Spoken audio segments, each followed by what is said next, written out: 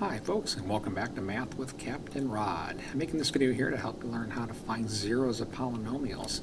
So, probably should start with, well, what is a zero of a polynomial here? It's the value of x that will make y equal to 0 in this equation here. So what we're looking for basically are the solutions to this equation equals 0. Now, what you typically do is you start with what's called the rational root theorem. And the rational root theorem starts with these two guys here. And what you do is you look at all possible factors of this divided by all possible factors of this. And this gives you a list of all the possible rational zeros to this equation here. So this thing has possible factors of plus or minus 2, plus or minus 1. This has factors of plus or minus 2, plus or minus 1 as well.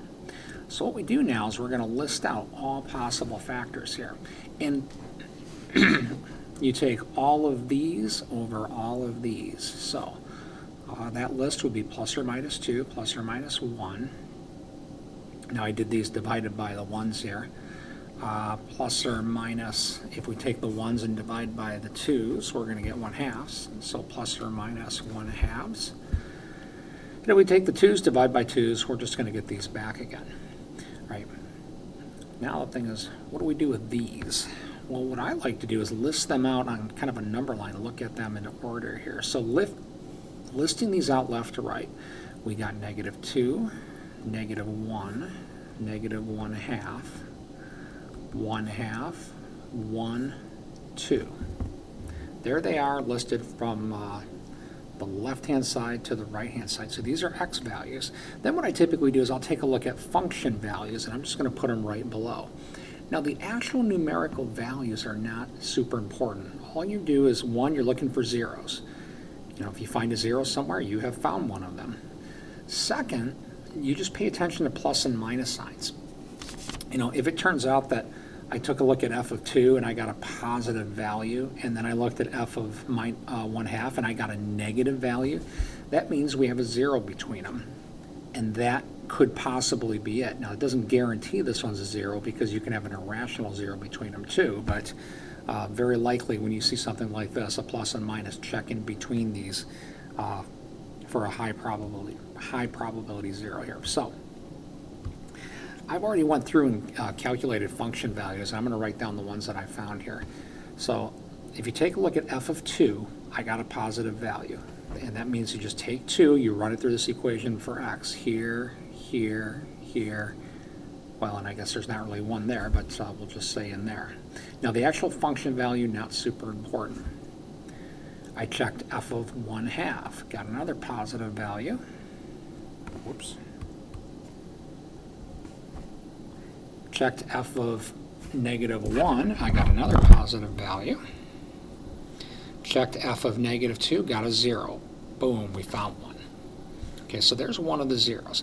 Now, when you're dealing with a third order polynomial like this, you're looking for 3 zeros. So we found one of them. You might guess, well, can we sub these in and see? And you can try, but those aren't going to work. When you find one of them, what we typically do now is we want to divide the polynomial out. See, here's an important fact. Because x minus 2 is a 0, that means x plus 2 has to be a factor of this polynomial. In other words, this polynomial, 2x to the third plus 6x squared plus 5x plus 2, has to equal x plus 2 times something, because we found that -2 is a 0. This something will be a quadratic. So what we're going to do now is we're going to do a division. We're going to take this, divide it by this to figure out what this polynomial is, this quadratic. Then what we'll do is we'll apply the rational root theorem to it. Oh, I'm sorry. No need to do that. Once you get it down to a quadratic, you can just apply the quadratic formula. It will get you the next root. So the next step to this, long story short, is to divide this by this. So I'm going to get rid of this stuff.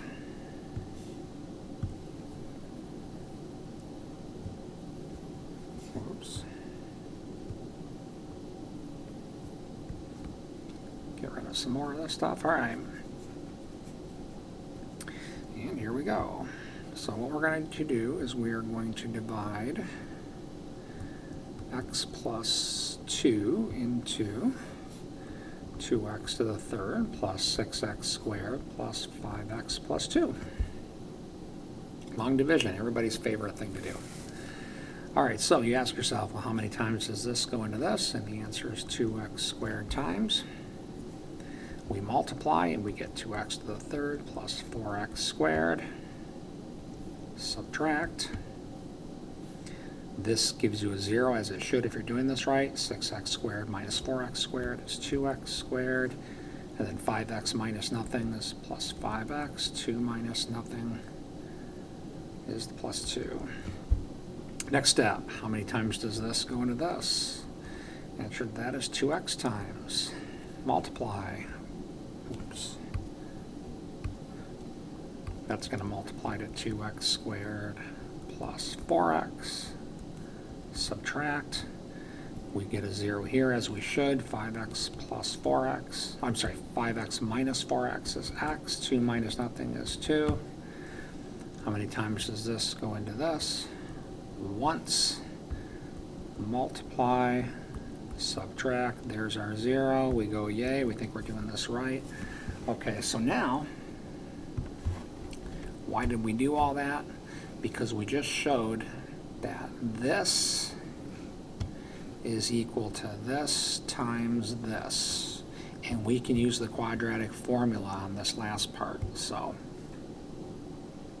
I'll go ahead and write x plus 2 times 2x squared plus 2x plus 1.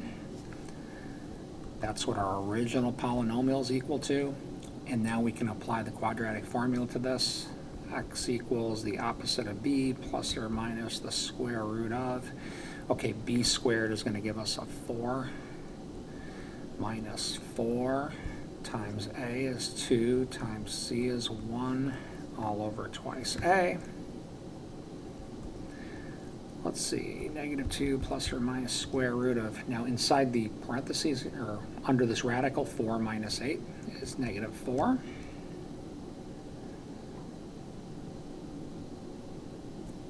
I said twice a, by the way, and that a was 2. I don't think I said that, but twice a would be 2 times 2 in the bottom, so that's going to be a 4.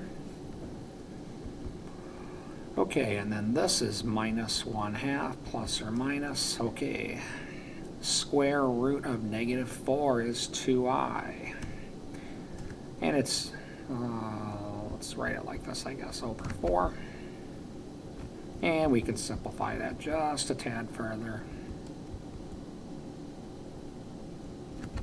So our zeros are negative 2. And then there's 2 more of them right here. Minus 1/2 plus 1/2 I, minus 1/2 minus 1/2 I. There are 3 zeros to this polynomial. So, hope that this video helps demonstrate how to work this process. Now, this was a relatively simple example. They can get much, much, much uglier, but the basic concept of how I work this does hold for the more complex ones too. So, hope that this video helps. Have a great day.